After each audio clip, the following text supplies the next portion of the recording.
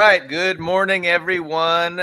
I am Billy Bob. It is 9 a.m. here on the west coast of the United States. I've got my regular co-hosts, Ian Kummer from a suburb in Moscow. I believe it's 8 p.m. Am I correct? This time, 8 p.m. 7 7 p.m. Because we don't have daylight savings time here, so you guys nice. get back and forth. Well, I've missed a couple of shows or been late to a couple of shows by accident because actually same with Ben when in Hungary because they don't have it either. You guys in America just switch, and then the rest of us don't necessarily realize it because it's very local. They're talking about getting dispensing with the whole daylight savings time. I mean, I wouldn't mind if they get rid of that whole thing. It's kind of confusing. But at the same time, who wants to go to work in the dark, and start working when it's still dark? Anyway, who wants to lose an hour of sleep? I remember that. Right. It's cool to gain an hour of sleep, but you have to lose one also. And I've got Carlo Parcelli, Satan's Anus, Washington, D.C. It is noontime there, and our two special guests. We got Leo Zhao from East Berlin, 6 p.m. in East Berlin, I believe, and Greg Rosen from Chicago, Illinois, 11 a.m. there. We entitled today's program, Will Trump Nuke Iran? I think, to me, that's an open question. I think there's two primary schools of thought about that. It seems that definitely Trump has threatened and is threatening to use nukes. He's definitely has not said, oh, we would never use nukes. Nukes are off the table. No, he said that Iran's nuclear program must get destroyed. And, the conventional wisdom is the only thing that can destroy Iran's nuclear program is nuclear bunker busting weapons. But so either this is what is it called? Full pressure tactics. We are threatening. We want everybody to believe that we're crazy enough to use nukes, hoping to get Iran to concede or surrender, or we're serious. And if other options fail, we will use nuclear weapons to destroy Iran's nuclear program. So is it just a pressure tactic? I mean, is Trump going to chicken out? As he always does. I don't know. It's a tough bet to take, but it's interesting that Tulsi Gabbard recently put out a 1.5-minute long clip about nuclear weapons. And I wanted to play that and then, have the discussion on the other side of this clip. So bear with me as I do my best to share this screen.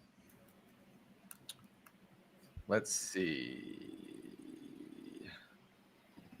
Okay. Yeah, no, we're having technical issues right off the bat. So some reason because I just did it before in the lobby, I was able to do it. Share screen. Here we go. No, I'm just streaming our entire screen.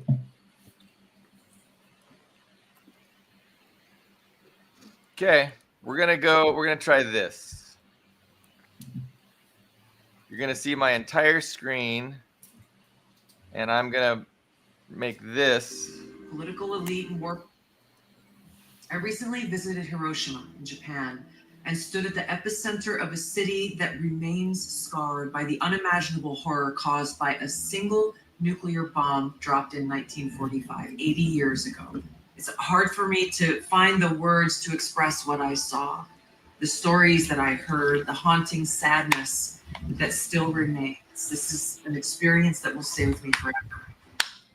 Yet this one bomb that caused so much destruction in Hiroshima was tiny compared to today's nuclear bombs.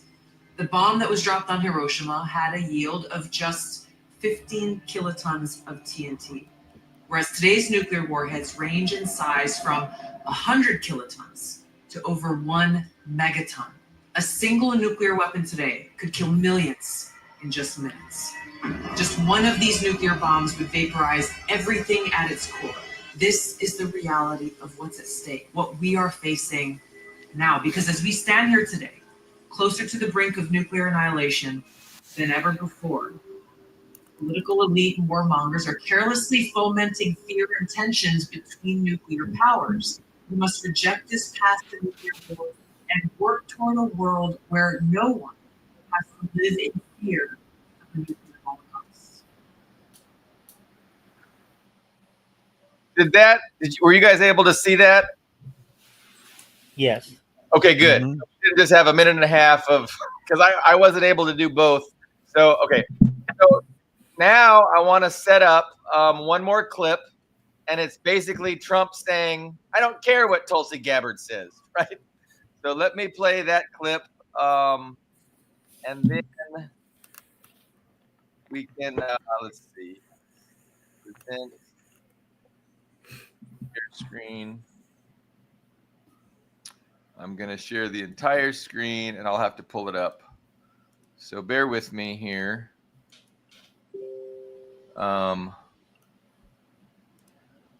Okay. So where is it?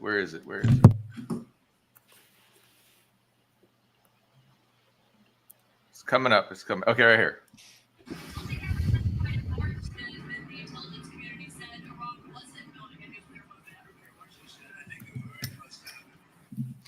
Okay, so you can see that Trump doesn't really find Tulsi that influential. He's kind of dismissive of what she says. The last thing I would like to read is a letter from not Mike Pompeo, a letter from Mike Huckabee. So look at this. This is a letter from Mike Huckabee to Donald Trump. And, Mike Huckabee is an ardent Christian Zionist. Mr. President, God saved you in Butler, Pennsylvania, to be the most influential president in a century and perhaps in all of history. The decisions that fall upon your shoulders, I would not want any other person to make. There are many voices speaking to you, sir, but there's only one voice that matters, his voice. I am your appointed servant in this land, and I am here for you, but I do not try to be in your presence too much because I trust in your intuition. There's been no president in my lifetime in a position similar to yours, not since Truman in 1945. I am not communicating to convince you, only to encourage you. I believe you will hear a voice from heaven, and that voice is far more important than mine or anyone else's. You sent me to Israel to be your eyes, ears, and voice, and to ensure our flag flies over our embassy. My mission is to be the last to leave. I will not abandon this position. Our flag will not be lowered.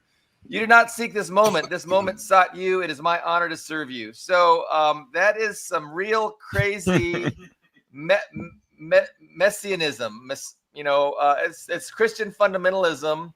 It's batshit, but there's a lot of true believers. And so I hear Iran being demonized a lot because of their they're a religious theocracy in part. And, the fact that, they're willing to be martyrs and that fact is weaponized against them to demonize them. But people need to be cognizant that we have our own whack jobs. And I wouldn't characterize Iran as being a whack job country. Like they're literally defending themselves from aggression like anybody would. But it's the United States and, the Christian Zionism plays a big role in in the current aggressive policies against Iran. So do you guys think that it's a bluff? Is the nuclear thing, is it a full pressure tactic, to try and get Iran to concede, or is it a possibility that we could see the United States very quickly? So the other thing is all these refueling air tankers are flying over to the Middle East. Other air squadrons are going over to the Saudi Arabian air base. Like it really seems like they're preparing to enter into the conflict. Personally, I think it's a given, right? Like, there was a point in time that the United States was not willing to give javelins to Ukraine. And it was too big of a step. We're not going to do it. But ultimately, we did that and a lot more. And I think it's the same thing with regards to Iran. Like, first of all, nobody's even saying we're not going to get involved. To me, I think it's just a matter of time. And I think it's a matter of short time because Israel's sustaining some heavy damage. And so I think the United States very quickly, within the next day or two, I expect to see them bombing. But that's my prediction. What do you guys think? Can I just start off by saying something about objectively geopolitics and what's happening in the world is so interesting because it is so unpredictable. I mean, we have even ardent Marxists who approach it from a scientific, rational point of view can miss factors, right? Um, it's like watching a tree grow. We don't know. We cannot predict which direction precisely the each branch is going to go. I mean, roughly, probably on this side, in out from the trunk, but which shape we cannot predict. It's a little bit like that. I was completely theoretically right. We in terms of patterns, fitting the pattern of the empire, always using proxies, that it does not enter into wars um, directly with its own troops on the ground or airplanes in the air. And that goes for its vassals, the EU as well. Against Russia, it has not dared to enter directly into the conflict and only uses its rabid fascist proxy. There is every reason to believe that this pattern will hold or does hold for Iran as well, and for China, right? Because there is a rabid fascist proxy right there for the empire to use.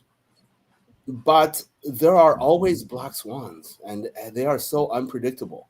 Until yesterday, I was completely convinced that the U.S. would never dare, for a variety of reasons, because of domestic instability, of the very strong anti-war movements inside the U.S., in the EU, in every country of the European Union, and as well as international legitimacy, which these liberal democracies are rapidly losing, has almost completely lost. And so, for them to directly enter into a illegal war, another illegal, blatantly illegal war this time, maybe even more blatant than Iraq, on behalf of a genocidal entity, which the world opinion is rapidly shifting against, completely, just like in the 1980s with regard to apartheid South Africa.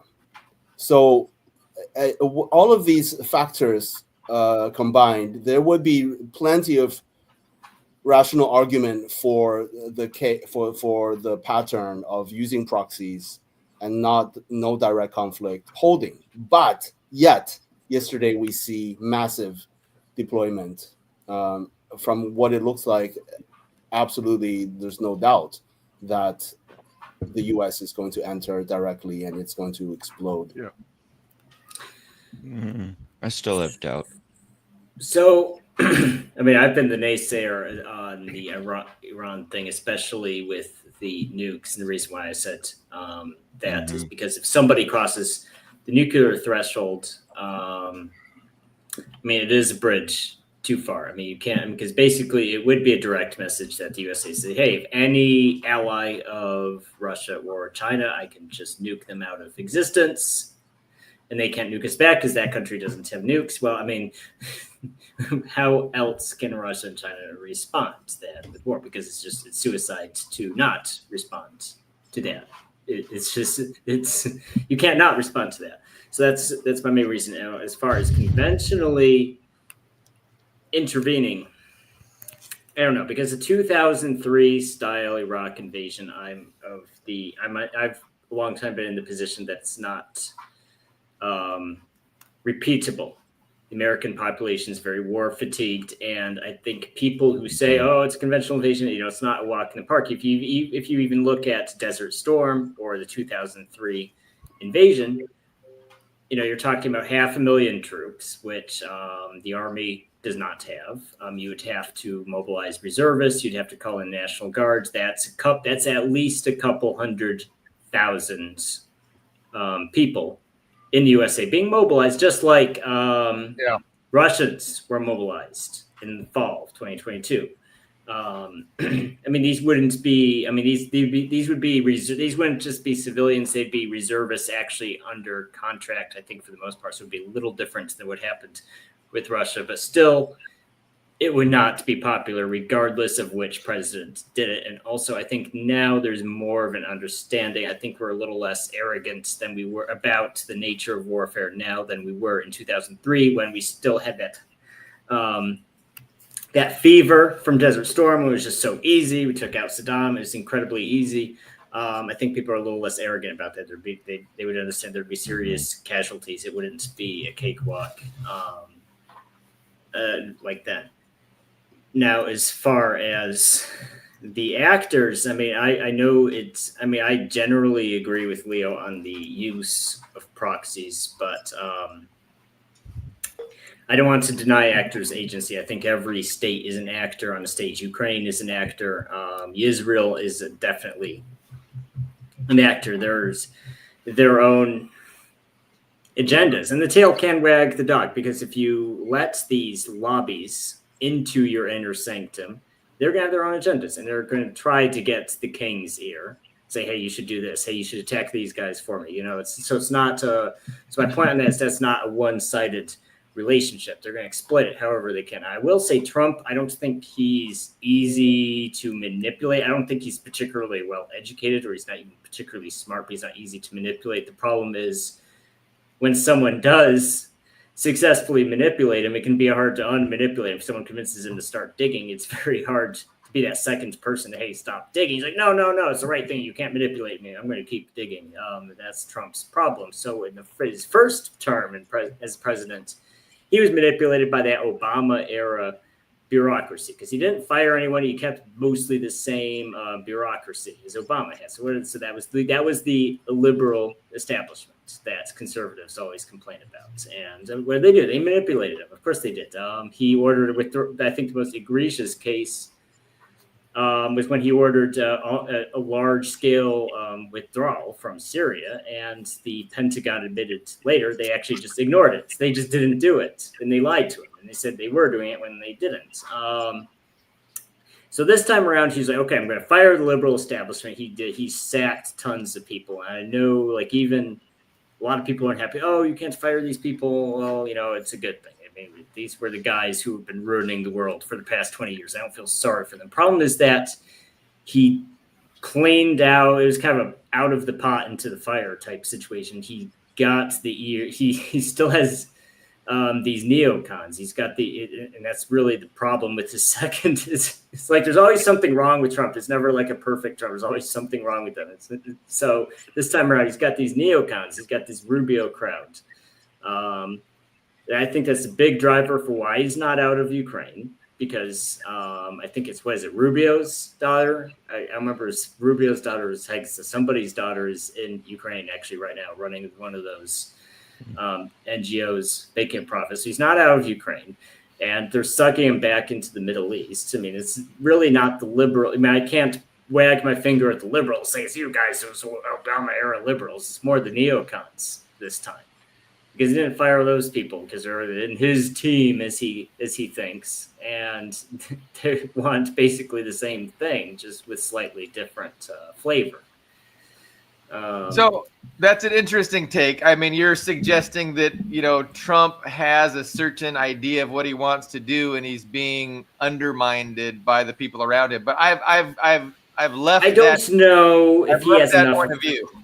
Like, I don't agree with that. Like, I'm thinking what is going on, especially with Iran, is absolutely what Trump wants to go on, and he's totally on board with it. And he just did send out a few more things. Let me tell you what he just said.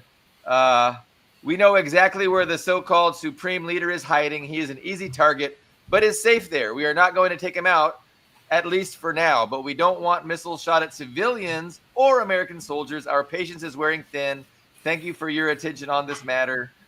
Unconditional surrender, he tweets after, or he puts on Telegram of it. So to me, again, it's more he's preparing everyone for the fact that very soon the United States is going to enter into the conflict in Iran. But Greg isn't so certain. So let's hear Greg's perspective. Yeah, I think Ian makes a lot of good points, particularly about nuclear weapons. Plus, the only reason for nuclear weapons that we have is the pretext, which is only a pretext. Nobody really is. The reason for this is regime change. It's not because of the nuclear program. So, nuking Tehran doesn't seem plausible. Well, what about so Trump is, he pretends, right? Because we know it's about regime change. Trump pretends it's about destroying Iran's nuclear weapons program. And again, everyone says that it's impervious to conventional weapons, and to destroy Iran's nuclear weapons program, you have to use nuclear tipped bunker busting bombs. And so that's what I think is quite likely.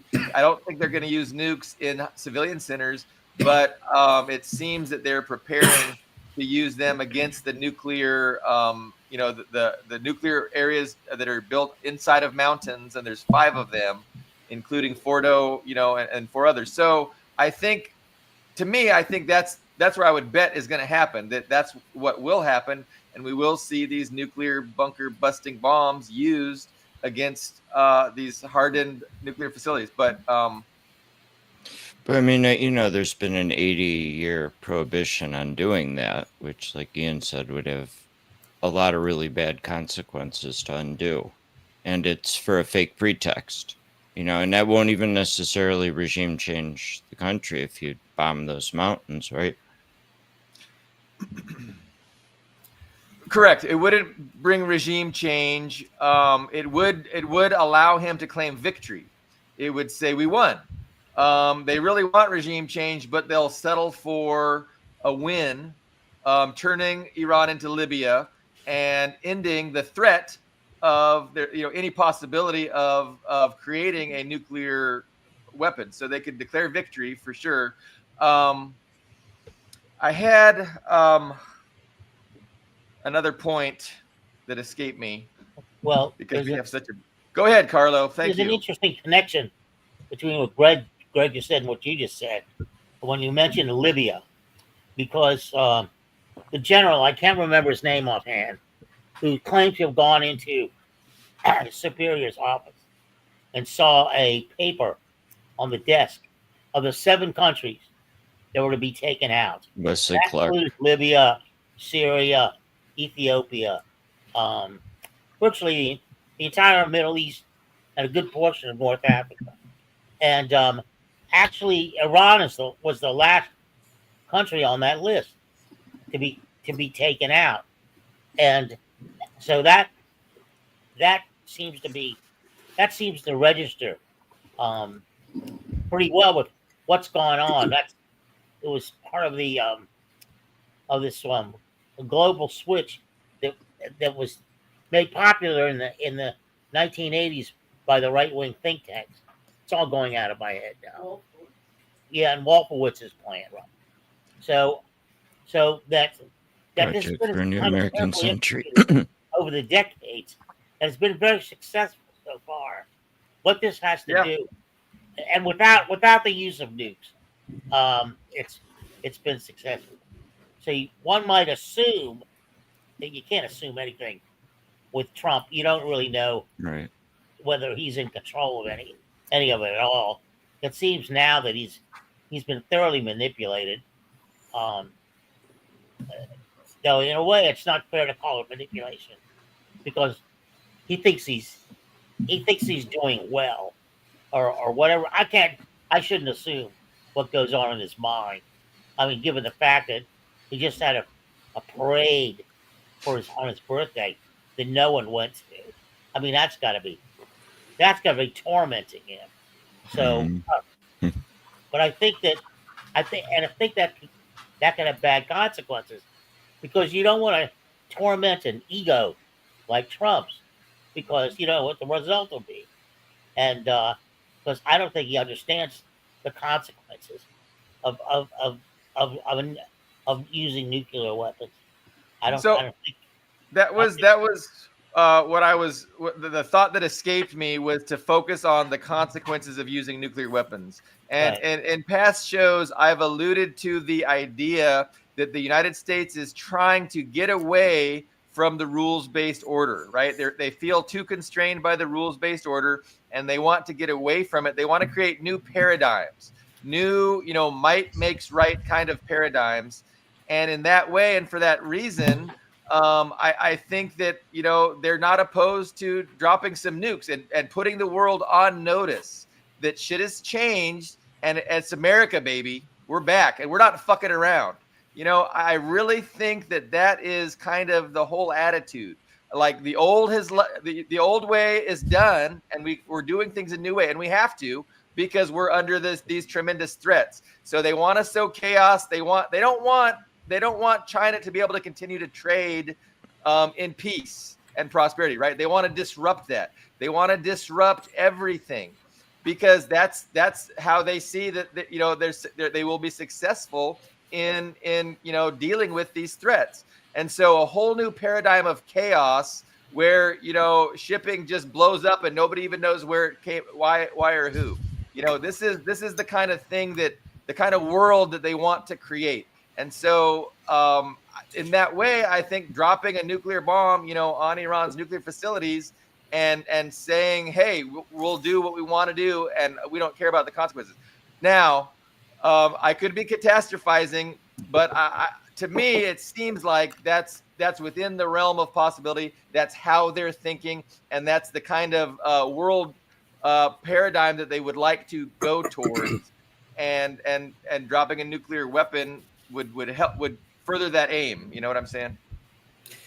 Well, the problem is that other people besides the USA have nukes. That worked in 1945, but other people have nukes now. That doesn't work anymore. I don't necessarily mean China and Russia are going to press the red button and nuke the USA, but they can. They would have to do something, and the most obvious response would be to give people nukes, to give Iran nukes, to give everybody nukes. It's something that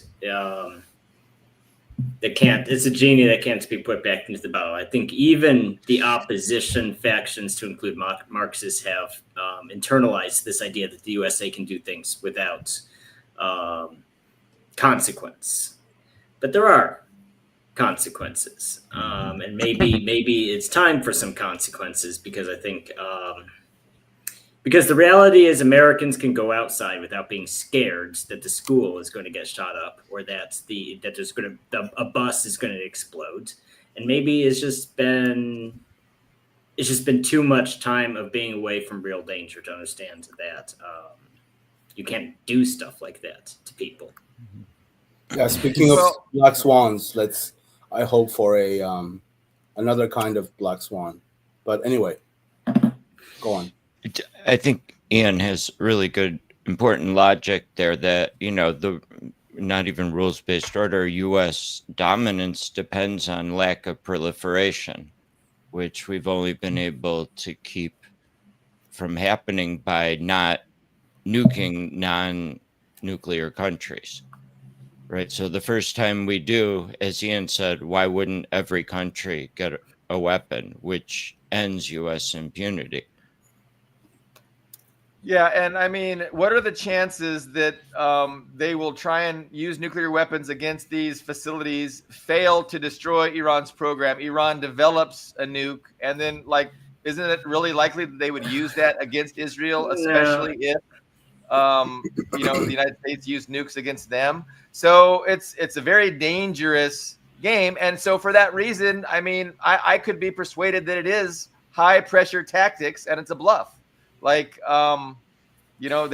within the realm of possibility too. Especially if we're talking about point target here, not an area target like a city. If there's we know there's these nuclear facilities in the mountains, well, then they would there's not a reason to cross the nuclear threshold. There was in 1945, because bombs were just not that powerful back then, but there's conventional weapons you can use. If they know where this facility is, then there's nothing stopping you from using conventional weapons. There's no payoff from using, even if, because if you wanted to make a point and destroy a city, then fine.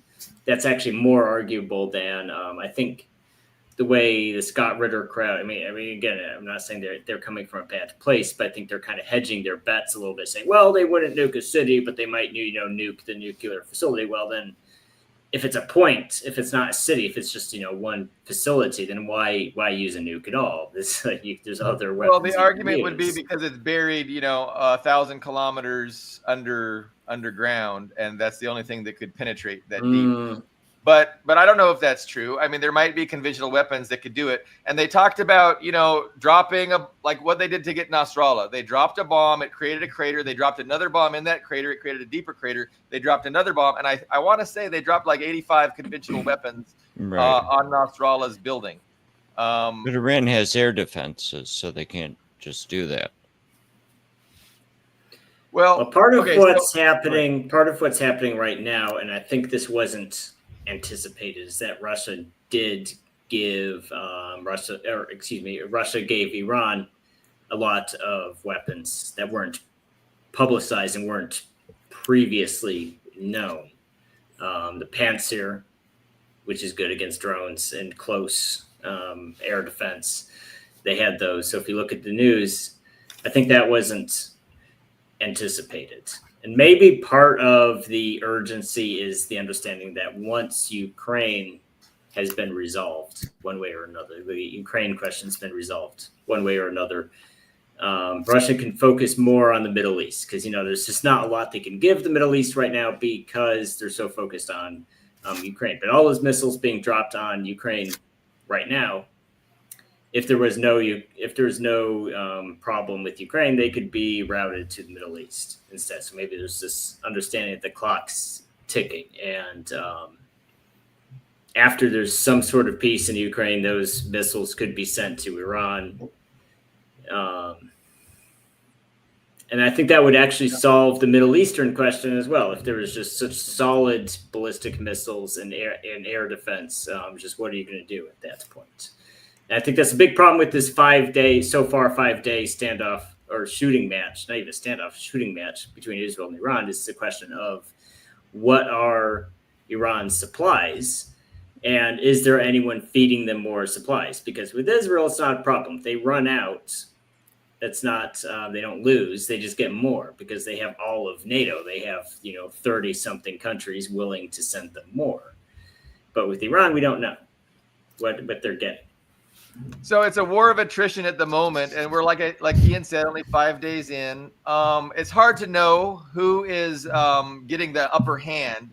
Personally, I think that Israel is being hit very hard, and they have a much lower pain tolerance, right? They have a much lower threshold for sacrificing and dealing with this kind of thing. They're a smaller country. Their economy is getting killed, and they can't last in this way for very much longer. And of course, I think Iran could suffer a whole lot more. And I think they have the capacity to continue these strikes because they have so many missiles, and they're just, eking out a few each day, but it's forcing all the Israelis into the bomb shelters, etc.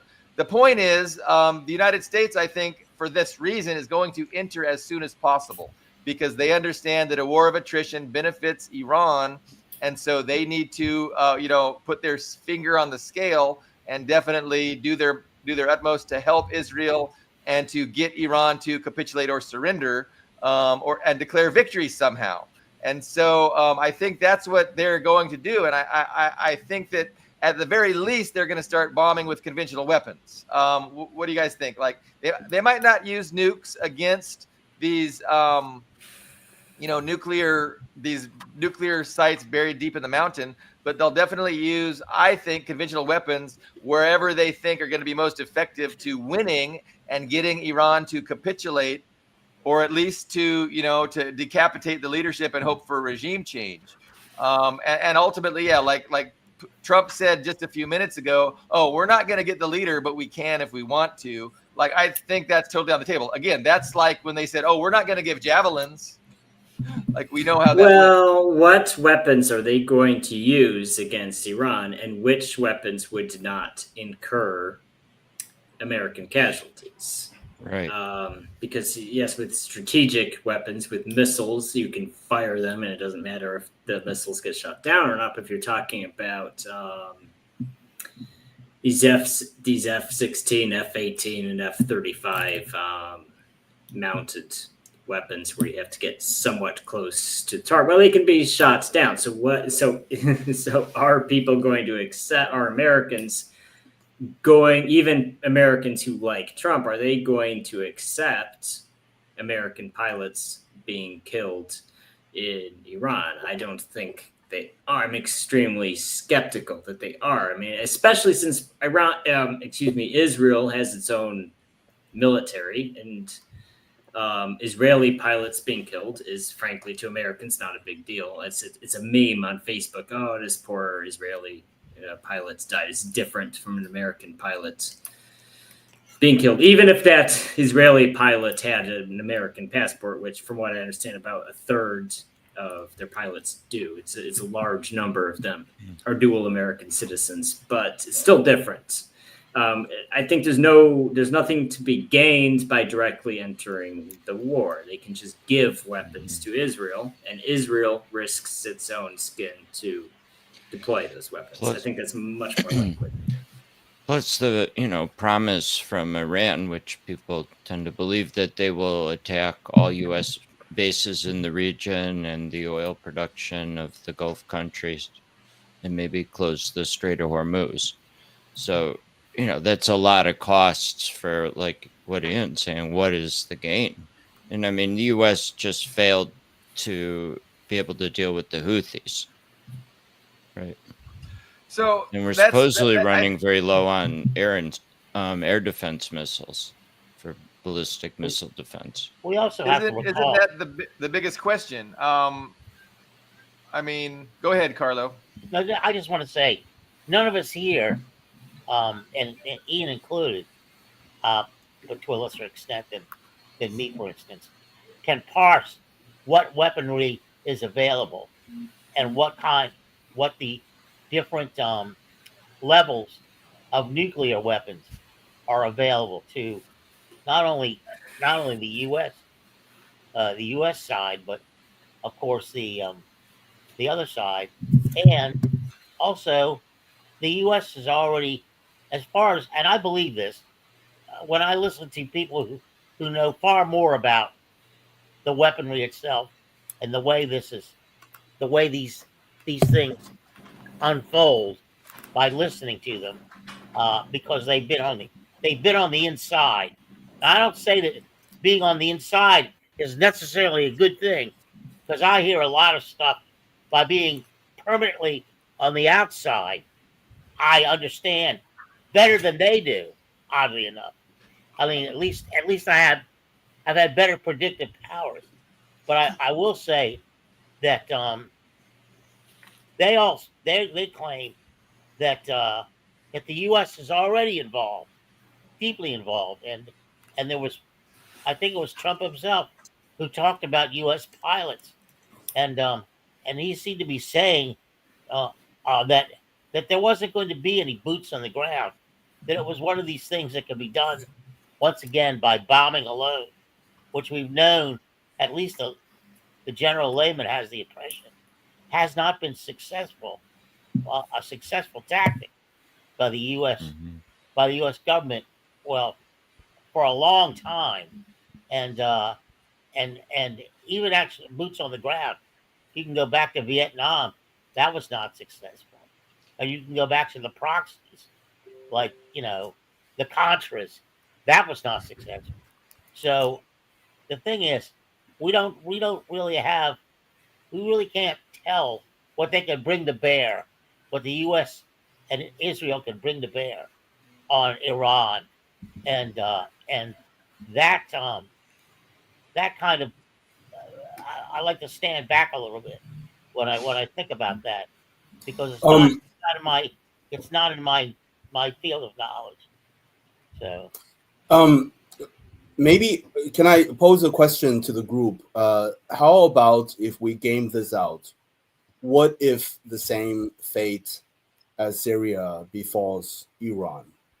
What happens? I mean, what happens with Russia? What happens with China? What happens? I mean, everyone has been saying that this. I mean, there's of course like great, strong, very strong arguments that Iran is of central importance to BRICS, to Mhm. the multipolar world. But how? I mean, what would exactly happen?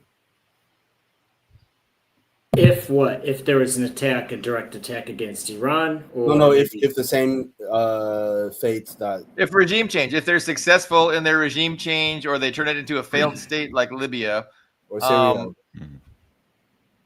yeah, I mean, it wouldn't be good for Russia and China. It would be a strategic defeat.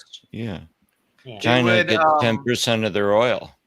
It would improve the 10% of their oil. position of the West, in the geopolitical chess match that is, underway. But yeah, no, I can't get nice and specific. It would be cool to hear some specific, answers, at least even conjecture. But other than just saying, it would be a strategic defeat. I mean, Iran is a very important ally, because they give, like Greg just said, 10% of China's oil imports come from Iran. Like over 85% of their exports go to China. And that's important. And then just imagine if you have like Pakistan is a big ally of China. Imagine Pakistan being, encircled by India, a hostile government in Iran, and then who's their hostile government on their other side? It's I'd have to look at a map, but they wouldn't like it, because then they would be, they would be in a very bad position. They would be totally encircled. So it would be bad. It would be, I think, a lot worse than Syria. Right. And the north-south trade corridor that Russia is very much invested in. my answer. Go ahead. But also, I mean, given this setback, just imagining, right? If there is this major setback, how long would it last? Maybe are there other angles? Are there? I mean, just like with Syria, this situation cannot last. With this Giuliani asshole running the show, it's not sustainable. No, so the problem for me is if that happens, if Iran gets destroyed, basically the United States will have hegemony in the Middle East, and the new paradigm will be against Israel and the U.S. and against Turkey and these these Wahhabist despotic regimes, the Gulf states and Turkey, and their head choppers. And those two aren't going to agree on everything. But once they're the only players, and the legitimate resistance of Hezbollah, the Palestinians, and Iran, once that's removed, it's just a shitty paradigm where you really do have, a dispute between two groups that, neither one of them are legitimate. Obviously, I would have to. I don't know. Would I be rooting for the head choppers over?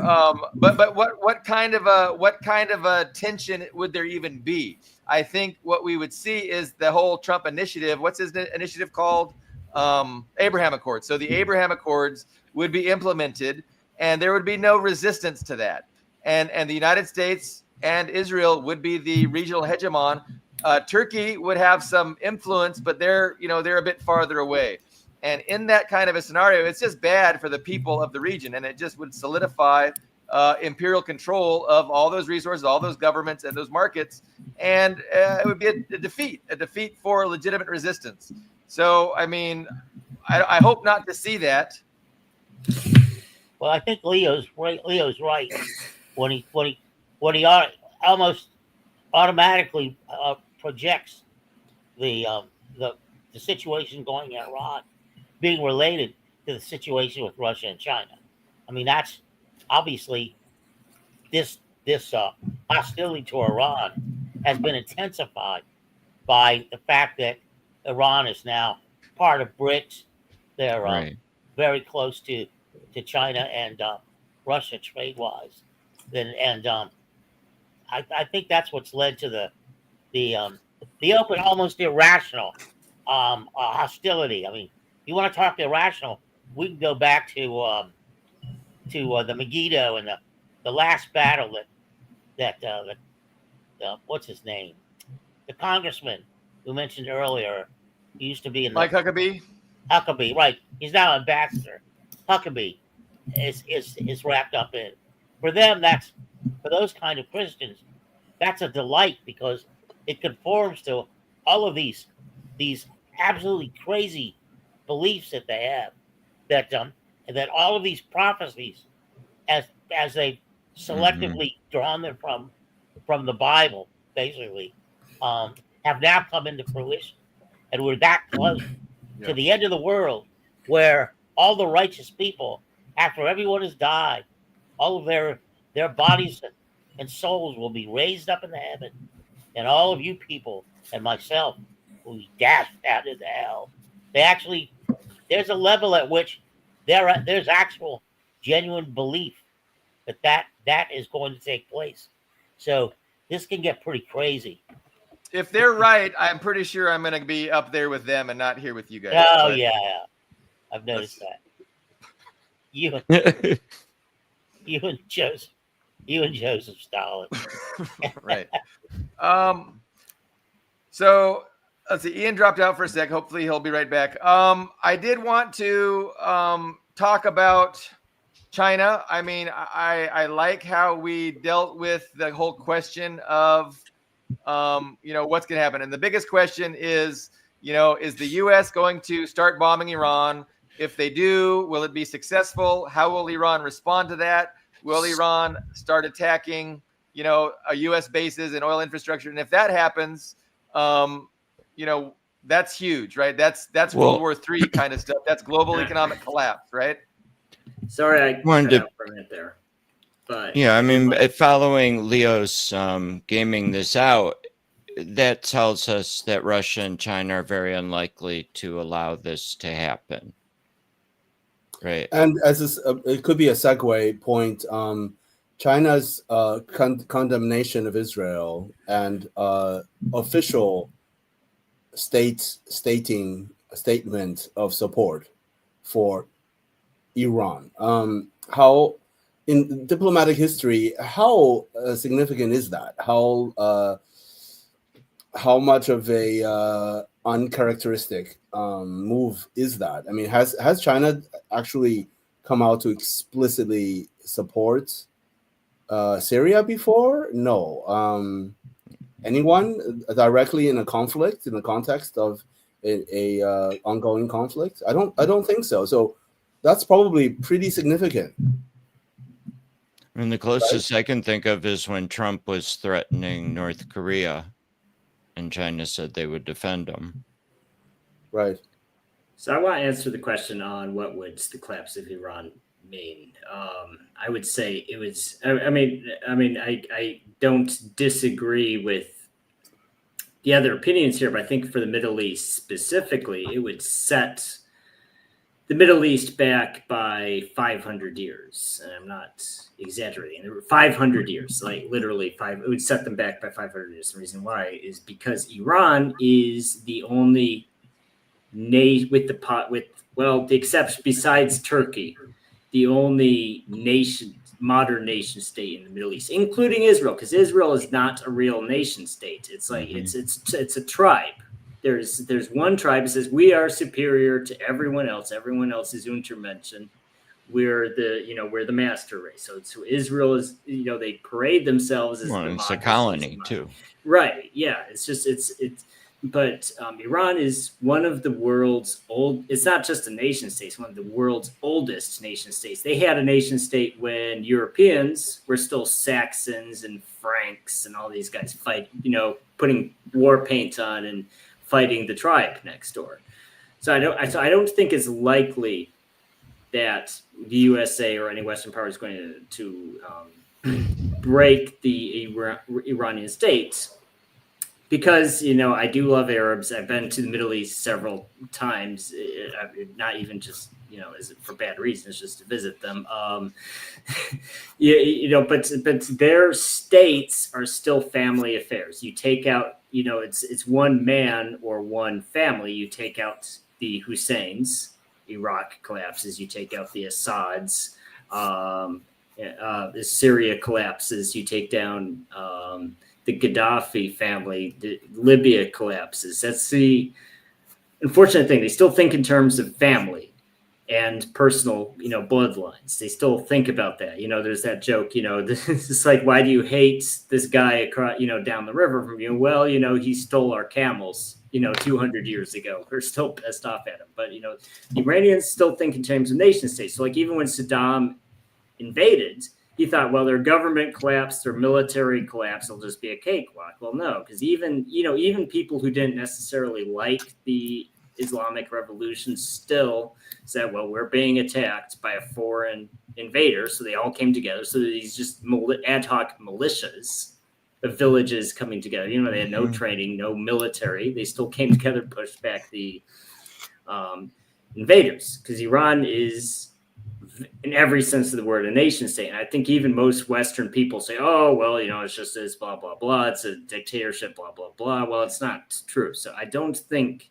Right. So it would be a disaster if Iran collapsed. I don't think it's likely, especially because, one, I think the USA's ability to do conventional warfare has degraded since 2003, and also because the technology gap between the so-called first world and so-called third world, which are outdated terms in of themselves, but the gap has narrowed.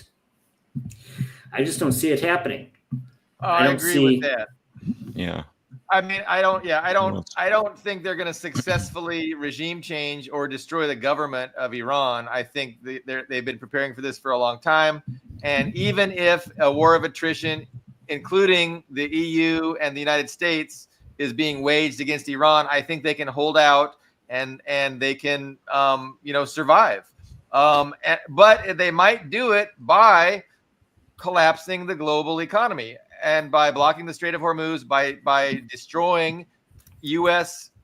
bases in the region and destroying the oil infrastructure of the Gulf states, which you got to wonder, like, is that something that Trump is okay with doing?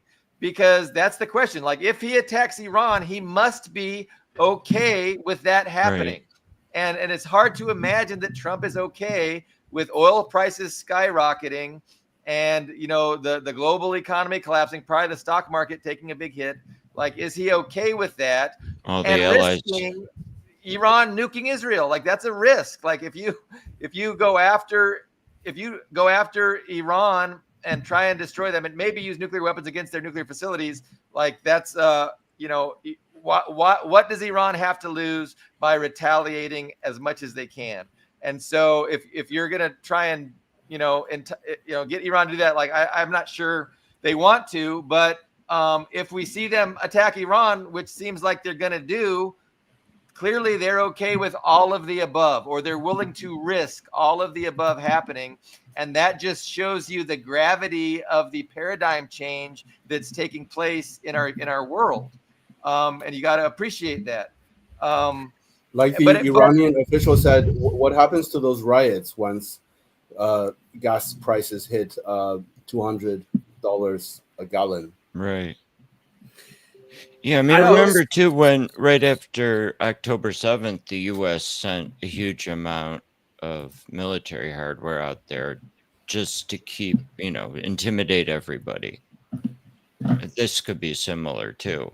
There's already reports that there's been at least 3 big Chinese cargo jets bringing in supplies to Iran.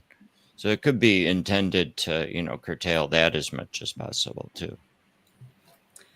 What's interesting is that when it comes to oil supply being cut off due to a regional conflict, due to the Strait of Hormuz, what's interesting is that most of the global powers will be okay. So the USA is domestic oil production, also has Canada, China has Russia, And of course, Russia is okay. The people who are not okay is Europe, the European Union, and the UK. So it's kind of interesting to consider that aspect because the USA does consider Europe a competitor and has been very successful in whittling down and isolating Europe.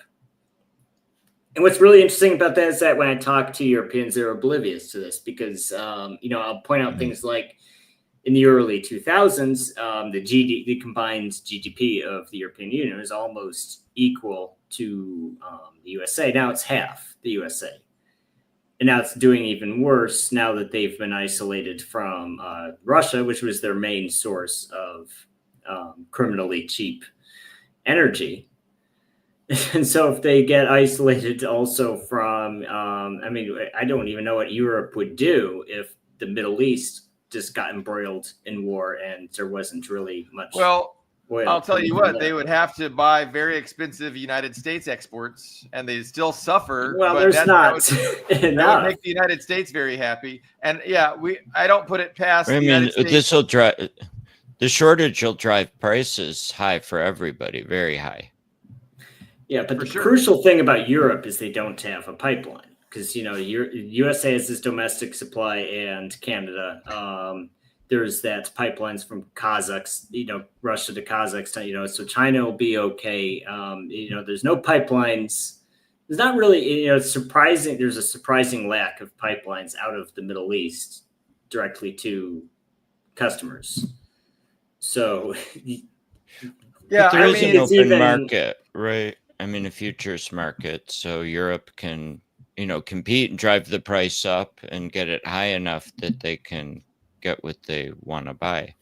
In theory, because I've flown. There was a time.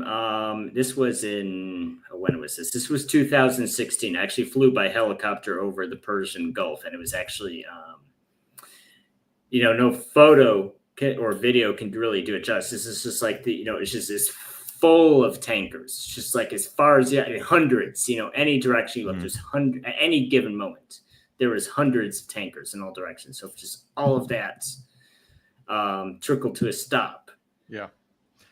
Interestingly, this morning, there was a collision between two tankers in the Gulf of Hormuz. We're not sure what to make of that. Maybe it's a warning from Iran that Iran can mess with the navigational systems of the tankers. They jammed the GPS. That is true. But apparently there was a collision in the Straits. And yeah, like I said, that could be a threat, like, a signal. Hey, this is possible. We can stop this, energy traffic through here if we want to. So don't fuck with us. I'm going to try and do a very hard and awkward pivot to China. And I wanted to talk about China a little bit. There's a lot of different perceptions and ways of understanding what China is and, why they're a threat to the West, at least why the West claims that they're a threat to them. In 1949, they were one of the poorest countries in the world. And, that's when the communists took over China in 1949. And Greg, I know you had a little bit of a timeline that kind of shows the kinds of economic systems that they have been, utilizing since their, since the Communist Party took over in 1949. Do you want to put that up, or I can put that up probably, right? Yeah, I can put that up. You can put it up. Present. Let's see. Oh, here, add to stage. Okay, so you titled this China's Dialectical Governance Phases. So when they first took over, they did a land reform. Of course, they had a good relationship with the Soviet Union and Joseph Stalin. Mixed economy, alliance with national patriotic bourgeoisie, state control of commanding heights, banking, heavy industry, foreign trade. And then from 52 to 56, perceived capitalist backsliding, Korean War mobilization, Soviet aid and influence. So they collectivized agriculture. They instituted the first 5-year plan, nationalized industry, and introduction of socialist social contract. And then we had should Stalin. also Sorry, U.S. sanctions began in 1951 in response to the Korean War. It should be in there. So go ahead. Okay. Sorry. Yeah, that's important. And then ultra left turn. So Khrushchev came to power. He shot all over Stalin. That and Stalin's legacy, and that resulted in the Sino-Soviet split. We had the ultra left turn reaction to Khrushchev denunciation of Stalin, and market influenced revisionism and bureaucratization, which included the Great Leap Forward and then the Cultural Revolution, some political purges.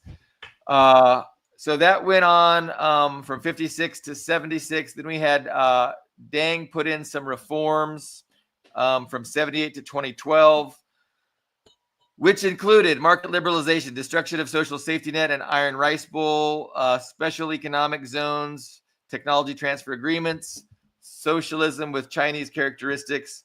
And then in 2012, Xi became the leader of China. Sorry. In response to inequality and Western influence, he re-emphasis on Marxist education, ideological tightening, anti-corruption campaign, tech sector regulation, CPC members on corporate boards, common prosperity initiative. So I like that. That is the first time I really went through that closely. I was driving when I first looked at it. So what you have any additional commentary to add to that, Greg? Well, let's see where the conversation goes. Okay, I could go into a long Leo, spiel, I but definitely save have that. thoughts, but I'm liable just to start talking and not shutting up, and so I don't want to do that. Did you have some immediate thoughts on what Greg presented here? You're muted, Leo. Yeah, thanks for putting that together, Greg, in such a succinct, short, clear fashion. This demonstrates very clearly the continuity, the consistency, the absolute dedication to Marxism, Leninism that China has embarked on since 1949. I mean, this hammer has swung, from one end to the other, and always correcting the path. When the euphoria of revolution goes a little bit too overboard, the CPC corrects path to a more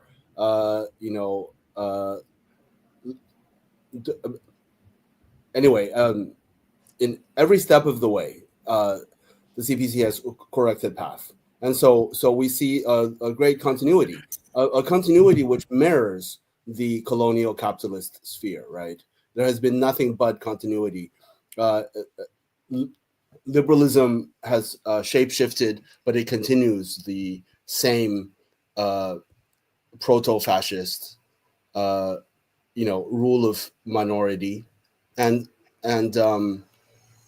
China's path, the hammer swinging from one side to the other, is really clearly shown by this timeline. So go ahead, Greg. Go ahead.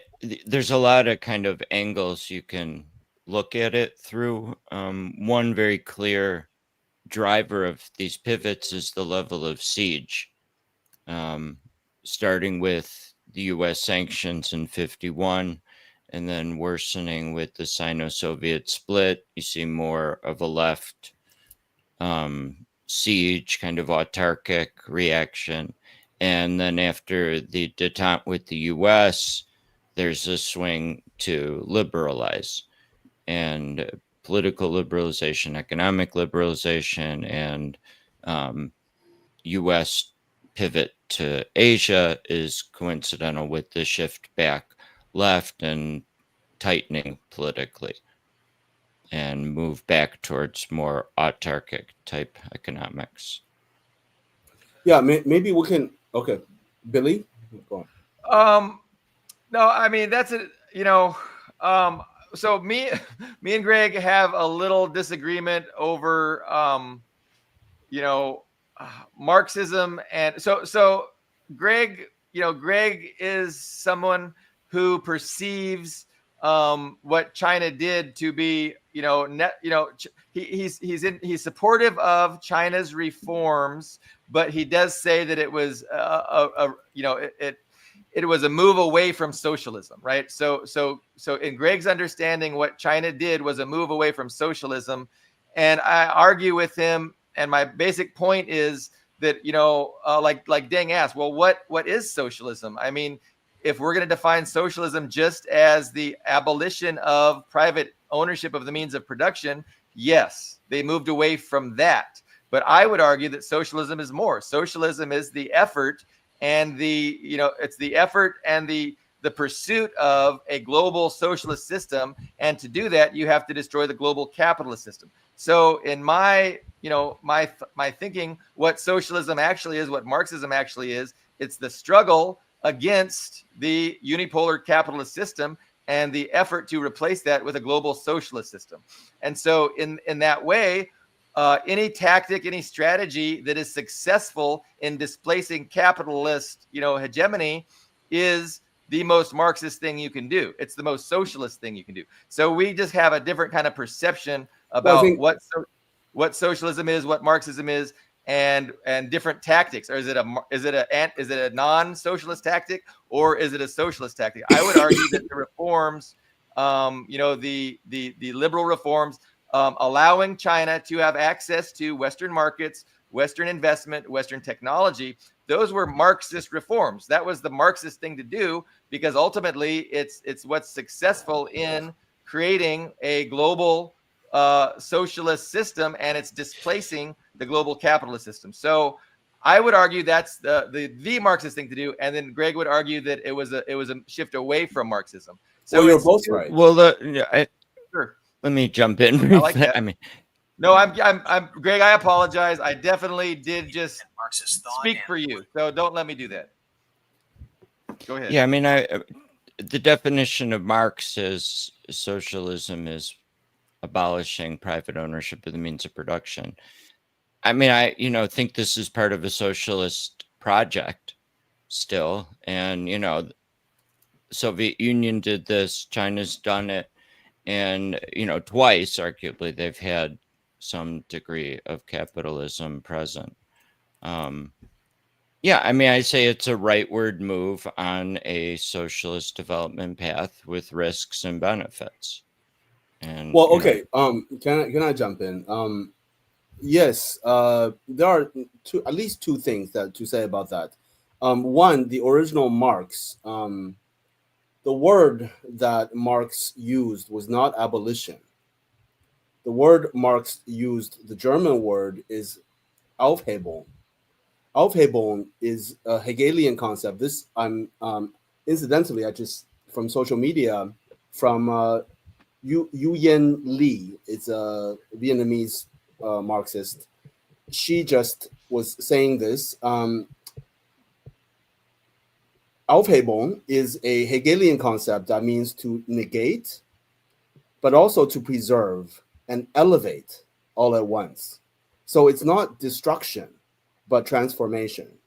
When the communists speak of Aufhebung of the bourgeois family, for example, or the present state of things, which includes capitalism and the private ownership of profit-generating property, it's about going beyond it. It's about carrying forward what is progressive in these things, in these liberal capitalist developments, like individuality, like science and productivity. I mean, that's a little bit complicated there, but anyway, preserving what is the progressive elements of these things while overcoming what is alienating, overcoming, for example, the dictatorship of the bourgeoisie in political terms.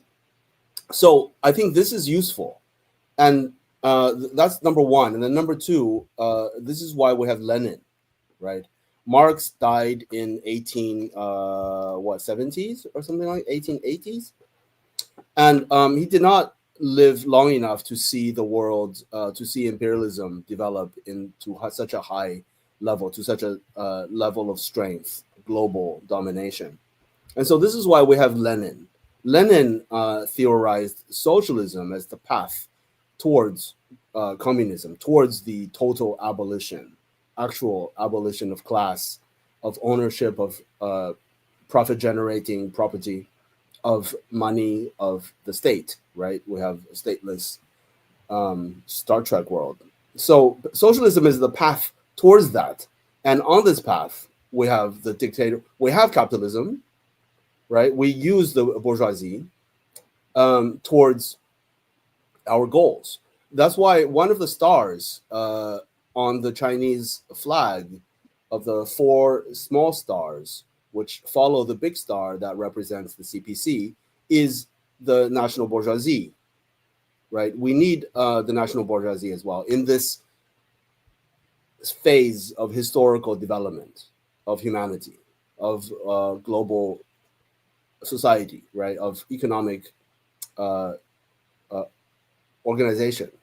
So under socialism, capitalism does exist, but it is subsumed, it is controlled, it is absolutely controlled by a majoritarian working class state that represents the interests of the majority of the working class. It's not a dictatorship of the bourgeoisie, of the ownership class, of the minority of super rich ownership class, like in the West. So this is Lenin's conception of socialism, and this is the conception that all of the global South socialist countries have adopted.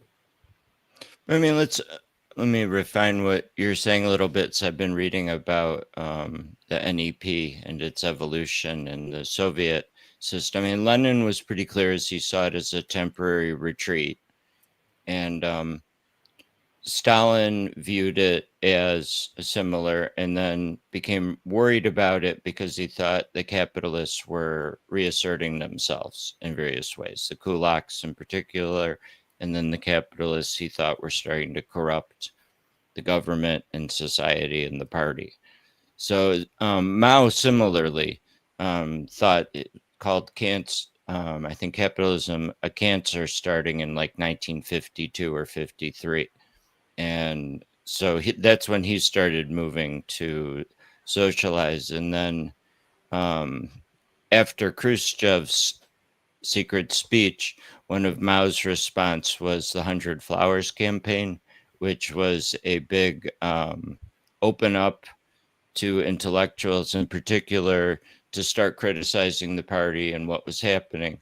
And apparently Mao was shocked at how much organized liberal resistance emerged. And that caused him to go a long anti-rightist campaign and then into the ultra left stuff we talked about, which, also in relation to the Soviet Union. But so, if that's the tension, is if you have them, they start corroding the system. Absolutely. And to steer a revolutionary state, right, after a socialist revolution, is to navigate contradictions. So there are all of these contradictions that are constant. They are, have not been resolved, and they will not be resolved until, of course, the fundamental contradiction of ownership of profit generating property is abolished. So we have all of these contradictions, and of course, what Mao says, what Lenin says, can be contradictory from time to time, because we are constantly, have to deal with these contradictions. And so, at one point, they may say something in one way, or at another time they may say something in the other way. It's a part of it's a feature of the socialist path, not a bug. Right. And I just want to say, with this in mind, we need to be dialectical. We need to constantly watch ourselves and be dialectical, and constantly look at, for example, the tremendous cost. I mean, is the meme like what is the cost, or at what cost? But actually, right, the actual tremendous, like, epic cost to the Chinese people that reform and opening up has caused, has exacted upon the Chinese working class. I mean, the suffering was real, right? Introducing limited capitalism, even under the thumb of the socialist state, it was horrendous. The 90s. I mean, watch Chinese movies. The alienation, the loneliness, the dog eat dog, fight for survival on the streets with this new class of bourgeoisie that brutally exploits the people, and also allowing Western corporations to brutally exploit the people. I mean, those suicide nets were real for 5 years, right? But they were real. Like, people were committing suicide because it was so fucking horrendous. But, all of this, right? The cost, if it's worth it, Chinese people themselves, right, who have lived through this, sometimes will say that the cost is not worth it. I have met people like this. I have met working class people. I've met Chinese Marxists, right? I've met Chinese communists who absolutely say the cost was not worth it. I met this one. Well, anyway, I'm not going to go into the personal anecdotes of what people I met said, but basically, the horror of capitalism in the 1990s was very, very real. But, Chinese people who live in China, who come from China, right? Their perspective, of course, is like valid and super important to take into consideration. But this is the mistake or the shortcoming that a lot of communists have from the GDR before the reunification or the cannibalism of 1991 to the Soviet Union, right, is the underestimation of the absolute fucking evil of imperialism and the strength of imperialism. I mean, these Chinese people that I have met, they actually truly underestimate what would happen to the Chinese people if it was not strong today in 2025, if there is no economic strength, technological superiority, military absolute fucking dominance of the People's Republic of China. What would happen? What would happen is Libya. What would happen is what happened to all of these countries that had succumbed, that had been defeated by imperialism. Well, it would be civil war in China. It would be millions of deaths. It would be absolute, like, as much as the 90s was, in many ways horrifying. I mean, it would be 1,000 times. It would be 100,000 times as horrible. In 1920s, in 1930s, Sun Yat-sen, the Chinese nationalist intellectual, said the fate of the Chinese people will be like that of the Native Americans, right? That, like, basically the Chinese people, the Han race and the ethnic minorities will go extinct. I mean, that was his prediction.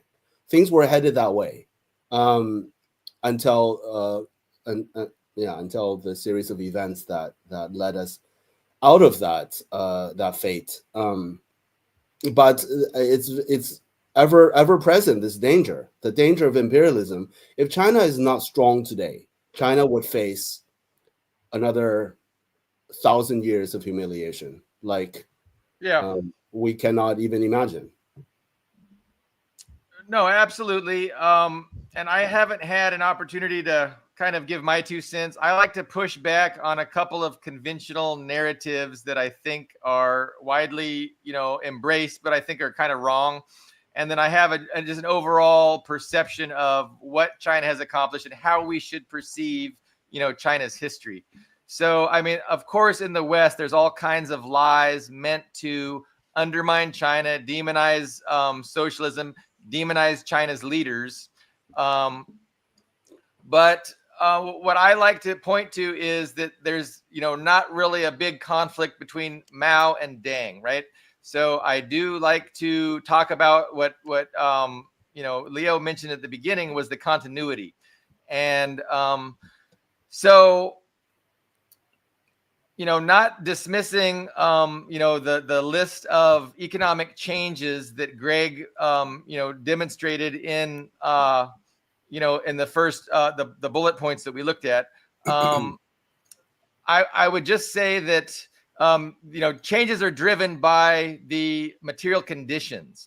And so if you understand the material conditions that were going on and what was driving the changes in the economy. So it's always, environmental things that are causing the change. But, Mao knew very well in, 1945, and he said capitalism is what, we're going to need to develop productive forces as rapidly as possible. And so Mao was always wanting to open up with the West. And so there's this continuity, but there was material conditions that were keeping Mao from doing that. And those material conditions were namely the Western economic embargo caused by Korean War. And then there was also the Sino-Soviet split. So he was forced into a policy of self-sufficiency. And when you're forced into a policy of self-sufficiency and you have to focus on building your military and heavy industry, it's going to result in certain economic policies that will facilitate those aims, and those that you're kind of constrained by the material conditions that exist. But at the same time, he was always lobbying the West to end their embargo. And so from it was at least 15 years of meetings, ambassadorial level meetings in Geneva, Switzerland, where China was constantly bringing up with the US, hey, you guys can end this embargo. We're not a threat. You don't need to hate us. Just end this embargo and let us trade. And so that finally bore fruit in 1971, and that changed the material conditions. And then, of course, Mao actually began the opening up process in 1971, and you saw reforms starting to take shape, which, of course, got further underway with Deng. And then in 1978, you had things, but that even in 1978, stuff really didn't start happening. Stuff really didn't start happening until China was able to join the World Trade Organization in 2000.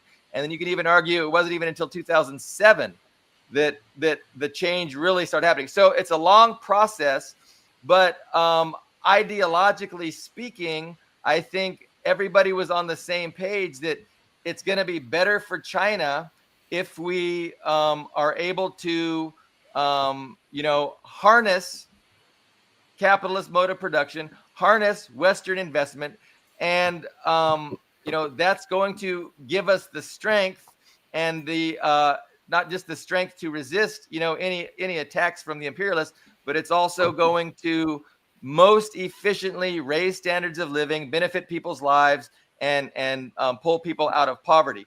And so, but I call that socialism. I call that Marxism with Chinese characteristics. And so I would disagree with people who want to say, oh, that's capitalism. It's capitalism that made China prosperous. So that's kind of why I take the view, and I reject the other view that it was a retreat from socialism. I mean, it's a retreat from socialism insofar as we narrowly define socialism as a mode of production. But I think socialism is more than just a mode of production. Go ahead. The social contract was destroyed, as Leo was saying, with pretty bad consequences. Okay.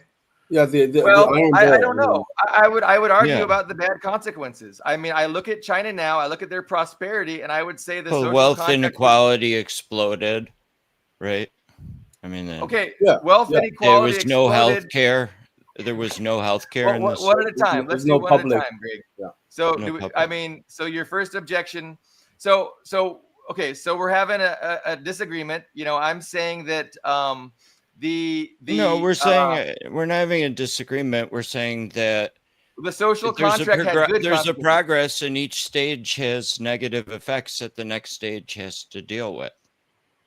So, okay, well, ending the social contract, I would argue, had good outcomes. right? Because people's prosperity increased. Now, and your counter argument to that was no, wealth inequality increased. But I want to point out that wealth both. inequality was driven by different provinces. It's an inevitable and natural result of development. If you can't have across the board development, that's impossible. You have to focus your development and target. You have to actually build things in a particular place. That particular place is going to be more prosperous than the place that you didn't build in. There is no way that you can. I mean, so I think there's something wrong with that criticism.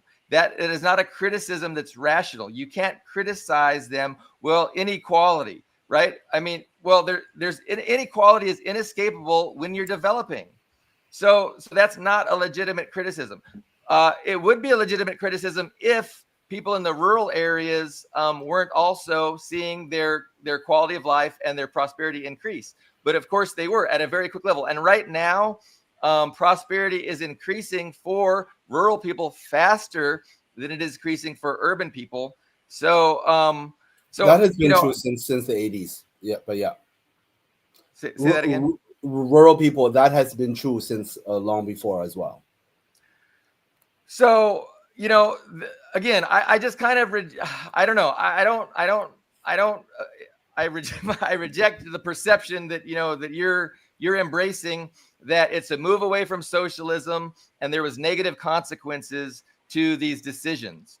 Let me break it down to more.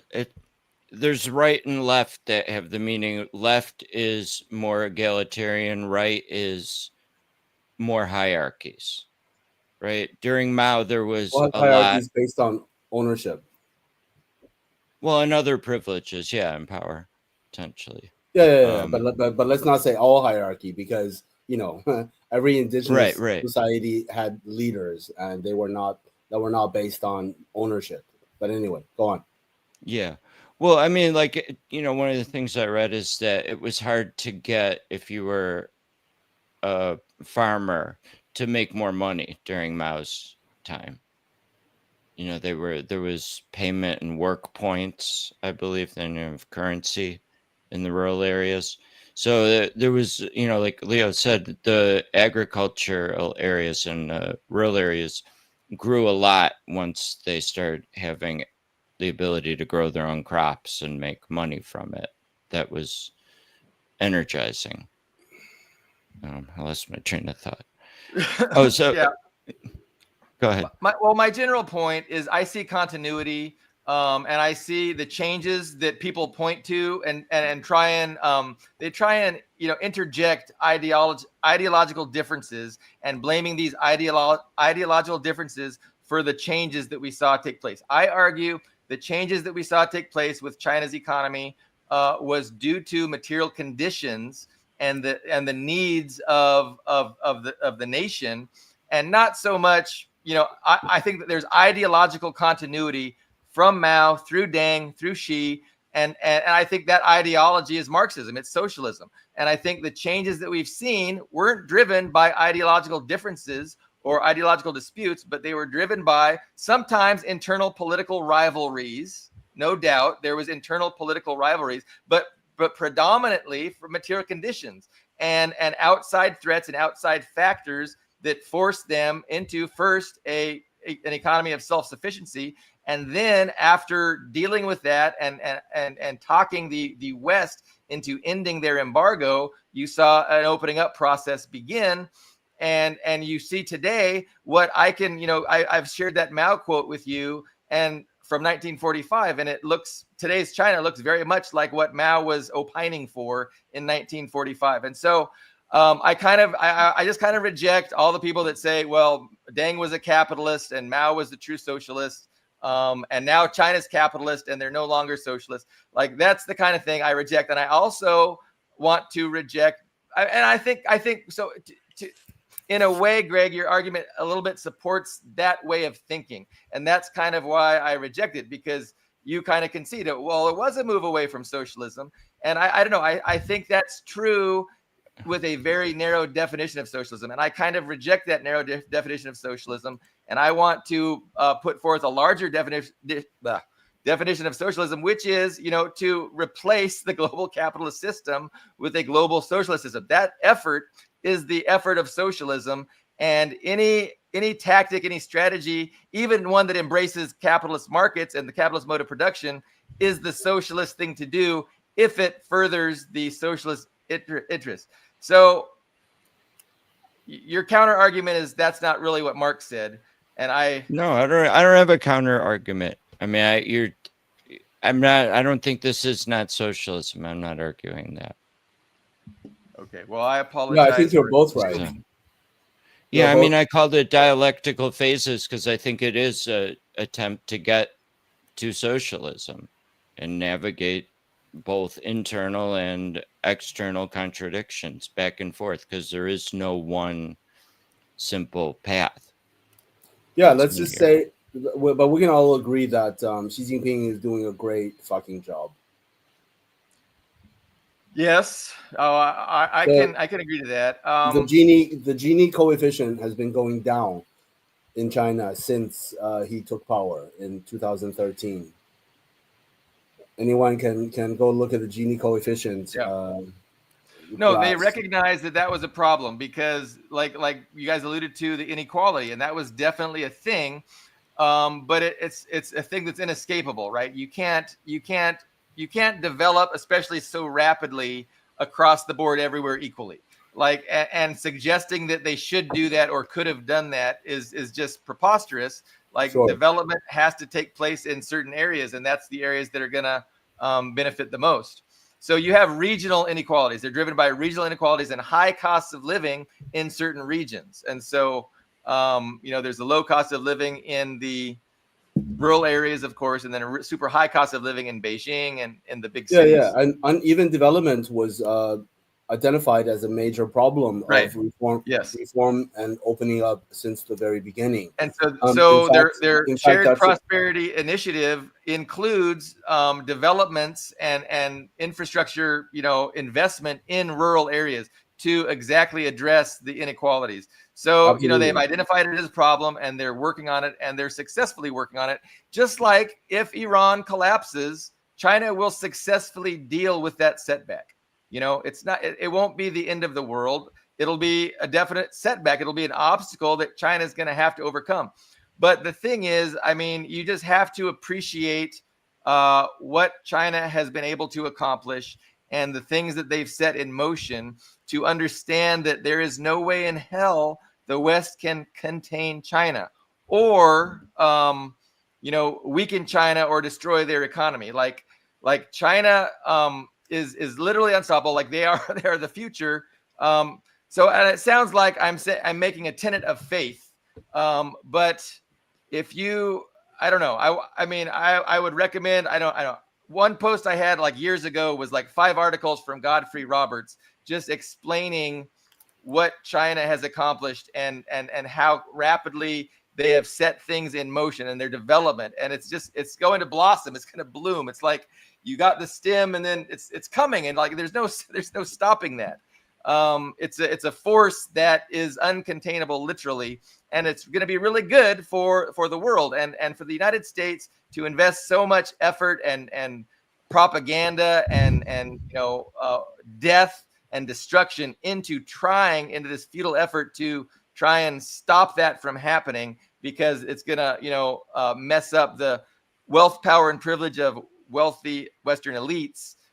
It's so awful. But that's the paradigm that is going on right now, and nothing is more, nothing has more relevance to that than what we're seeing right now with Iran. It started off in Ukraine and then it went to Iran.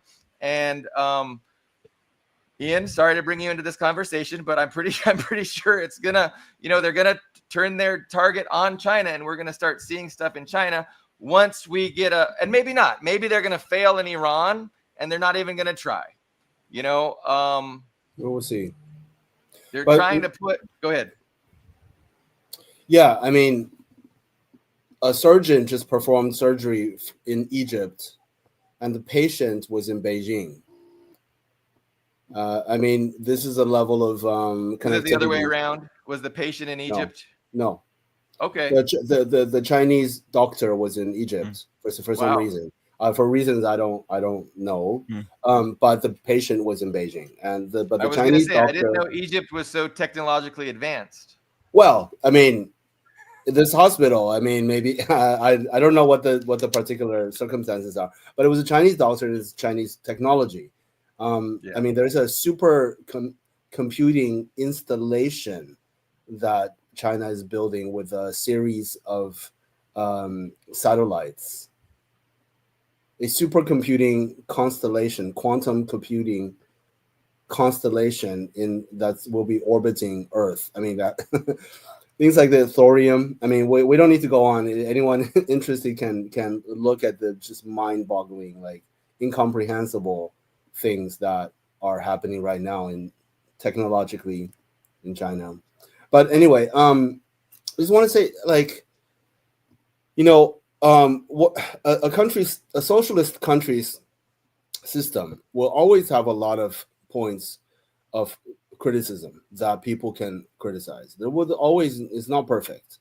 They're navigating contradictions, and domestically, socialist people, that's the wave of counter revolutions that were successful, right? The wave of color revolutions that were successful in Eastern Europe, including that of the Soviet Union, were partly, in important part, I would say, due to this short-sightedness of the socialists themselves and the naivete of the communists that lived in the Eastern Bloc, who criticized their own government because they live there. Yeah, they live in this country, and there were corruptions, there was injustice, there was all kinds of things, but they always failed to see how devastating the turn to so-called democracy would be, to economic liberalization, the shock therapy of neoliberal. I mean, what Russia experienced in the 90s. The Eastern Germans, I live in Germany, in the former East. The Eastern German socialists, just like the Tiananmen Square protesters, right, were calling for reform. They were calling for more socialist reforms, and maybe some, opening up. Maybe they wanted blue jeans, and they wanted more bananas, whatever. Yeah. But they did not call for a destruction of the system. But in their push for reform, they failed to realize how what a catastrophe, generational, absolute fucking catastrophe it would be if their calls for reform went too far, or was hijacked, was instrumentalized by the West. I mean, none of them foresaw what happened. I mean, some of them, of course, not the socialists, but some of the GDR people who, were passionate reformers and that wanted a Western-style democracy. Their illusions were immediately shattered by 1992.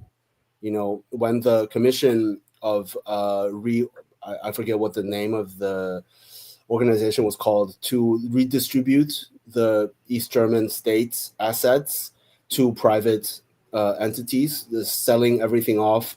I mean, this was a disaster. What the East Germans went through is similar to what Russians went through in the 90s. I mean, yeah, the same. It's the same. It's absolute devastation. So on the part of Chinese socialists, I mean, not as bad. Okay, not as bad as Russia. I see Ian. Yes. Okay, not as bad, but there were. It was absolutely also terrible.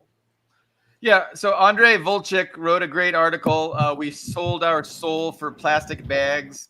He was in Romania or Hungary as a kid, and he talks about how he was, swept away with the propaganda and the pro-West, the music, And hey, this is what we want too. We want to live like that. And then it was a status symbol, to have these shopping bags made out of plastic, and it was so cool.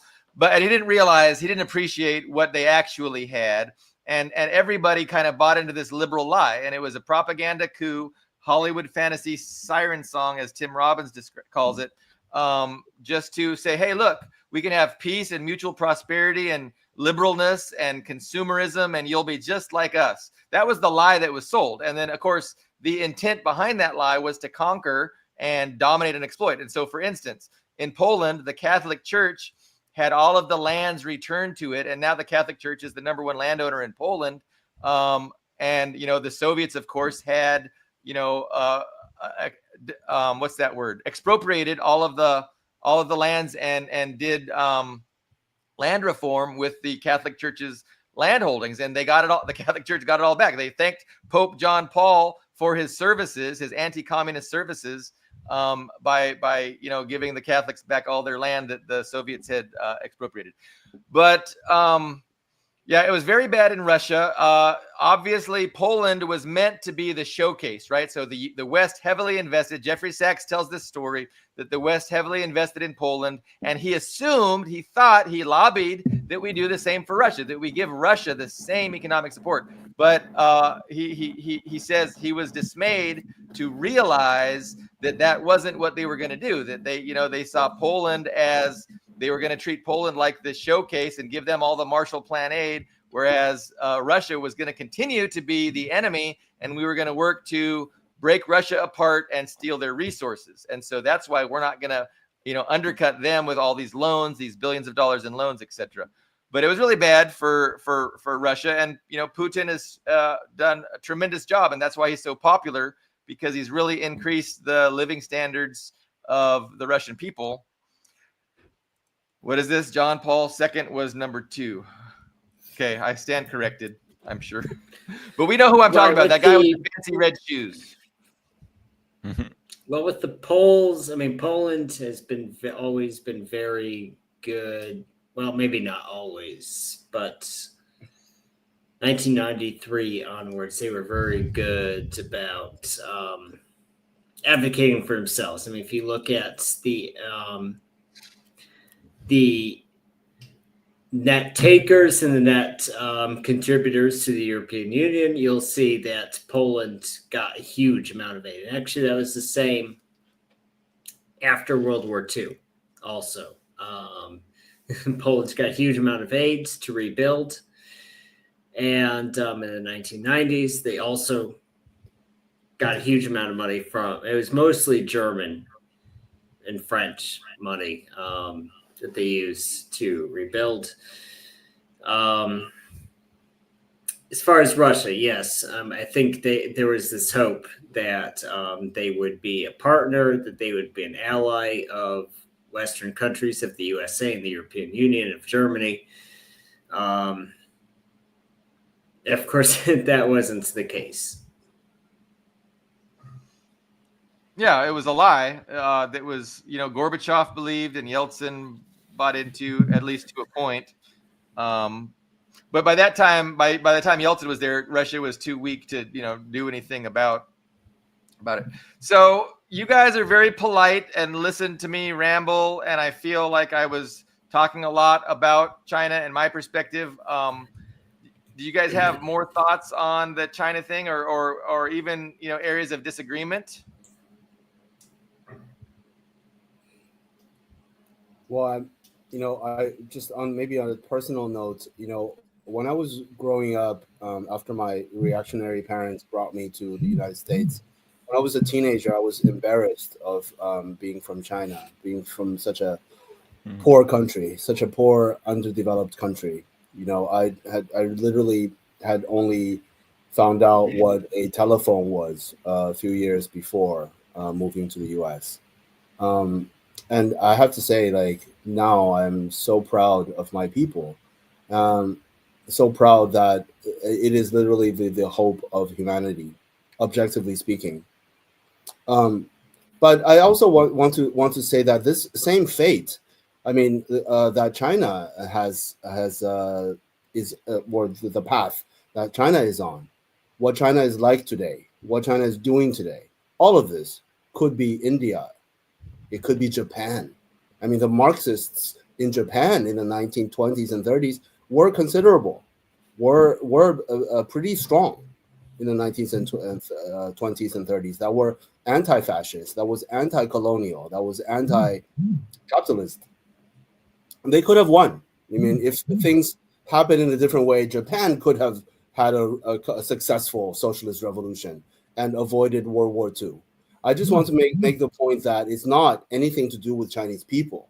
It's not. Well, it is, of course. It has to do with the civilization, with centuries and millennia old ideas of actually egalitarianism, of actually various kinds of democracy, of very kinds of statehood, right? Of statecraft that is very useful. That's becoming very useful today. Of course, it has everything to do with the Chinese people, but I just want to emphasize that the same fate, India could be like China today. And China, if the gamble of the Long March had not paid off, it was a gamble.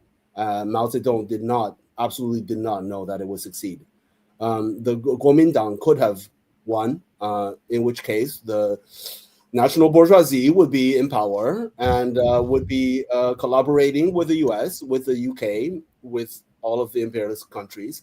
And China would be like India today. And China would be like any sad and horrific, unjust place, backwards, and all of the feudal ideas come back, all of the reactionary things come back. So anyway, I just want to say, beautiful small-footed women they're still probably doing foot binding if the bourgeoisie. Yeah. So it's a class war. It's constant, ceaseless, relentless class war, and victory is never certain. And we have to stay vigilant and always do what we can to further to support the side of egalitarianism and justice. It's a good point that China definitely represents the superiority of socialism and what is possible when the government is genuinely interested in identifying, using the Marxist dialectic, the Marxist lens to identify what policies will best improve the people's lives, right? And Western democracies don't think on those terms. Can you fucking imagine? They don't think like that. They think, how can we divide the working class, keep them, fractured, keep them from coming together against us, and yet make sure that they're not revolutionary? How do we exploit them to the fullest extent without causing them to rebel and benefit ourselves and our ownership class? That is the approach to governance of the West. And what China is proof that if you have a government that thinks about all the people, what they are capable of, from the poorest country to the wealthiest, from the most backwards to the most advanced in 75 years. It's amazing and it's unstoppable. But India could have done it, but India had this very bad influence of the British parliamentary system, and they have, they definitely don't have a government that is interested in uplifting the country, benefiting the people, and working on fixing the problems that India is afflicted with.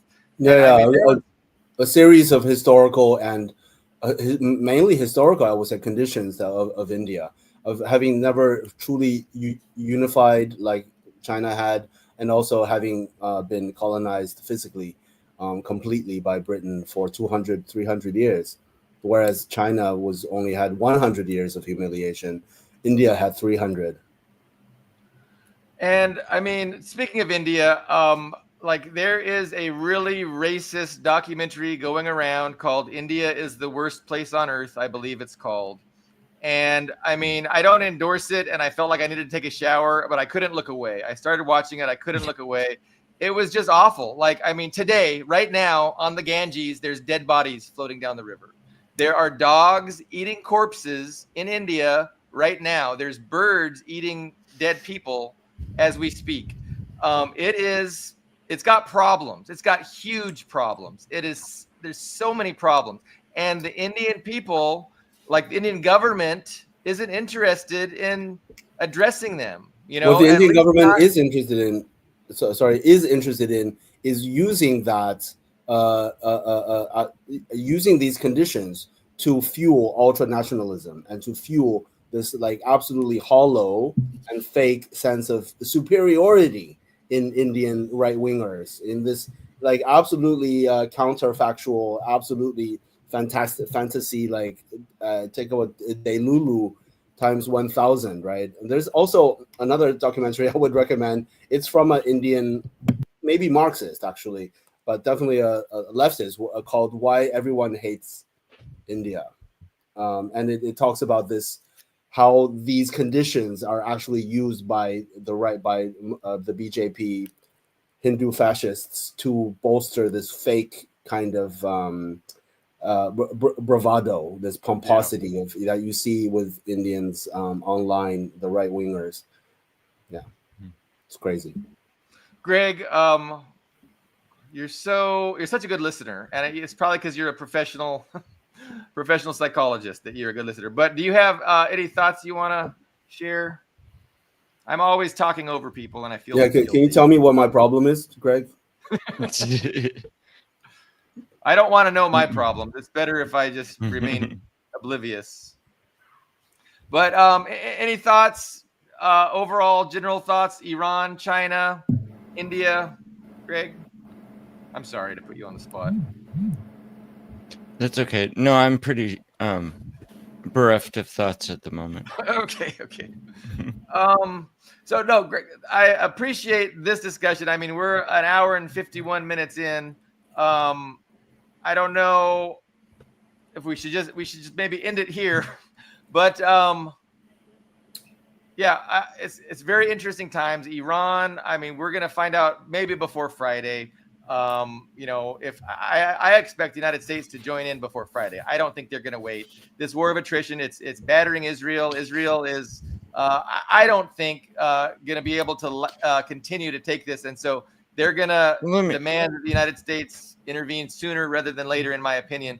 And then we're gonna see how Iran responds, and we could have a lot of movement by Friday. And so that's my biggest thought as I leave the show. But any final let me thoughts? jump in. Final, please. The other option for the U.S., if it sees Israel getting pounded, is to go to get a ceasefire or a peace through the UN, or just telling Israel to stop, which will get Iran to relent. Yeah. So I mean, Trump could negotiate a ceasefire and declare victory. But that would be very tough. Like, that is going to be very tough, considering in the how past, hard the U.S. has had the Security Council pass a ceasefire and then get Israel. I heard that Iran tried to submit a discussion at the Security Council, which was vetoed by the United States yesterday. They tried to raise the issue, and the U.S. said, no, we're not going to entertain that issue at the Security Council. But they could. I mean, that is an option rather than have the United States start bombing Iran. I'm just thinking, with all the rhetoric, one is way more likely to happen than the other. But you could be absolutely correct. Final thoughts, Ian, Leo? Well, thanks. It was a good show. I'm sorry I was distracted a few times. Normally, I have my girlfriends to distract the pets, but today I'm actually alone in the house, so the dog kept coming to me because I'm the only human. I didn't notice. Here. I saw Spaz once on camera, and I had to check out. I had to check out quite a few times during the show because normally he just comes to her and annoys her, but it was just me. She actually, because we actually bought a vacation home in Crimea, actually. And she's actually there now. She went there by herself to get the keys and get the place set up, and I stayed in Moscow with the pets.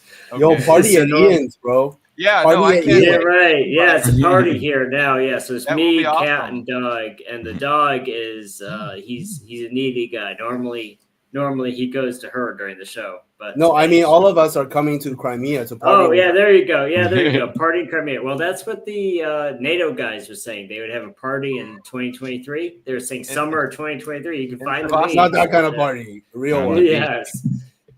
Yes. So Leo, you're gonna be our DJ at the party, and also you have a pet too, right? I saw you petting your cat. Yeah. Cookie? I'm going to do some Russian hard bass mixed with African beats. Yeah, that Russian hard bass stuff is pretty. It's funny. It could be used a little more development, but I like it. I like some of it. It's really catchy. But Puka is good. Go ahead. Yeah, Puka is good. I was gonna say that I'm gonna nix that exotic shit. I just want 80s. Just play some 80s music.